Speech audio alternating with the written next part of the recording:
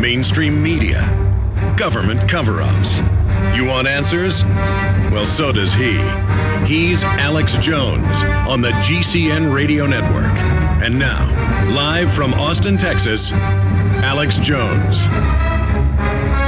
Welcome, ladies and gentlemen. We are back. It is the Alex Jones Show. Alex is on assignment out in Dallas. He may be calling in later in the program. I am Jason Burmis sitting in. And now we go to our latest guest, Gary Lachman, who's actually a musician turned writer. He is one of the founding members of Blondie, one of the guitar players there. His latest book is Politics and the Occult, the Right, the Left, and the Radically Unseen. How are you today, Gary?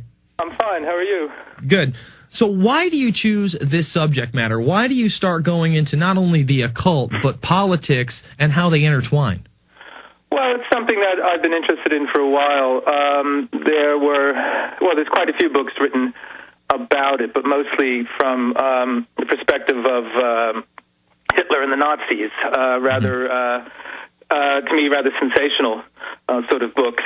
And generally the attitude towards it is that any sort of encounter between politics and the occult or mysticism or the esoteric tends to be on the right, the far right of the spectrum, and it tends to give esotericism or any interest in the occult or occultism a kind of bad reputation from one point of view.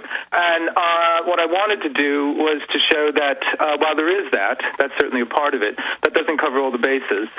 There's actually a progressive, you could call a left or liberal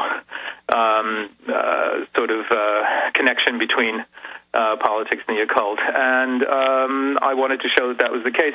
And also, another sort of thing that I wanted to point out was that both sides, say the far left and the far right, they actually come together in their detestation of modernity, of the modern world. Both of them abhor modernity, almost for the same reasons. They have very different approaches of how to deal with it, but they seem to meet. So that struck me as a very ironic thing. Well, before we get into the left, right, and their different flavors of the occult, you mentioned Hitler and the Nazis. And Hitler really did believe that symbols like the SS logo and the swastika, which was really a sun symbol, which he adopted and put into a white, red, and black color scheme, did give his political power, or his political party power, as well as his warmongering. Well, I mean, the swastika had been around for quite some time. It's an ancient symbol. It goes back to Neolithic times. There's cave paintings with it and cave etchings, and there's a long-standing myth that if it's turned in the clockwise direction, it's good, and if it's turned in the opposite, I forget which it is, but there's two. It turns up going both ways, clockwise and anti-clockwise. And the myth was that Hitler had taken it the anti-clockwise way, which was the evil way. But that's sort of a myth. No, I think Hitler was very astute about the power that symbols and myth have over people, and how they can reach down below the critical conscious, the conscious mind, and sort of just get you down in your gut. And also in the Vienna of Hitler's early days, before he became the Chancellor of Germany in the early 30s, and he was a starving artist in Vienna, there was a magazine called Astara, if I recall correctly, that was a anti-Semitic, anti-Marxist, anti-democratic, pretty much anti-everything except sort of white, conservative Viennese,